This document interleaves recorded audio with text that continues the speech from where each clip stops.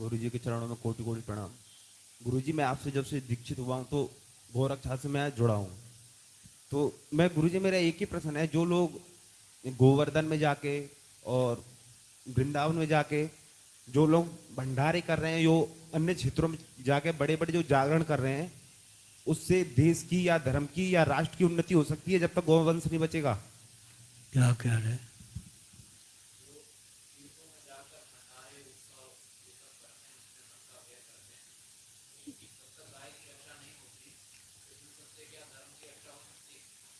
बैठिए।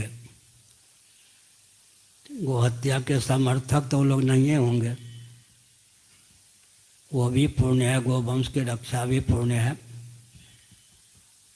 कल भी कहा था, परसों भी हमने कहा था,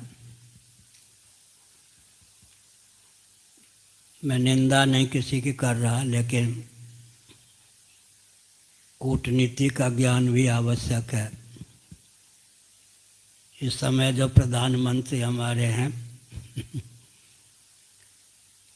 नमन, मिलन, दमन, अंकन, अनुगमन, कूटनीति के 5 प्रभेद होते हैं। जितने कूटनीति से संबद्ध ग्रंथ हैं सबका अध्ययन कीजिए, अंत में 5 शब्दों में सबका सारांश मिल जाएगा। आपको तो बैठे बैठे मिल रहा। नमन, मिलन, दमन, अंकन, अनुगमन। जब वे मुख्यमंत्री थे तब उन्होंने कहा था प्रधानमंत्री मनमोहन सिंह जी को गोहत्या बंद कर देनी चाहिए। जो भारत के प्रधानमंत्री के पद पर प्रतिष्ठित होता है, उसकी प्रज्ञा शक्ति, प्राण शक्ति इतनी परिपुष्ट नहीं होती कि क्रिश्चियन, कम्युनिस्ट, मुस्लिम तंत्र की दास्ता पाले बिना शासन करे, भारत को भारत के रूप में ख्यापित करे। अब तो 11वां वर्ष चल रहा है, अब कहते हैं गोरक्षा गुंड है। दूसरी बात है कि हल में गाय का, ये हल में बैलों का प्रयोग नहीं, गोवंश का प्रयोग नहीं। बैलगाड़ी का युग चला ही गया।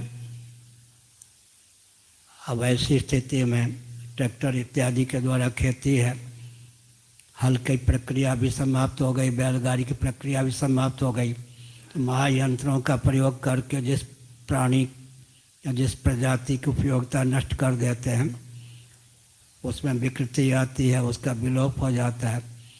समस्त गोवंश की रक्षा तब तक नहीं हो सकती है जब तक कि सनातन विधा से शासन तंत्र न हो। अधिक न कहकर केवल गोवंश ही नहीं, पृथ्वी के जितने धारक तत्व हैं सबको विकृत विलुप्त करने का व्यामोह है विकास के नाम पर। उन बंदों को तो ये भी नहीं मालूम कि पृथ्वी के धारक कितने तत्व हैं।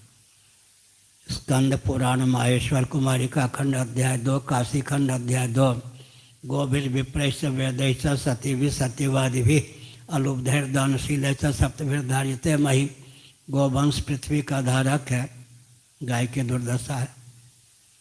विप्रैश्च सदाचार संयम संपन्न वेदज्ञ ब्राह्मण पृथ्वी के धारक हैं।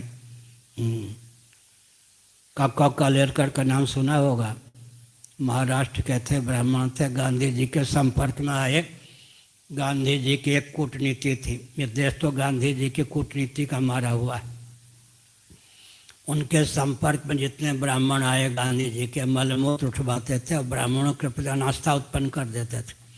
काका कॉलेरकर के 1 घंटे का प्रवचन मैंने नैमिषारण्य में सुना है। सज्जनों, दुर्भाग्य से मेरा जन्म ब्राह्मण कुल में हुआ है। ब्राह्मणों ने सदियों से विश्व को धोखा दिया, गुमराह किया।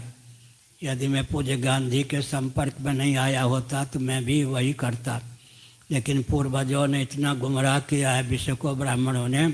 एक काका कॉलेरकर के शरीर से मैं उस पर पानी नहीं फेर सकता। ये गांधी की कूटनीति थी।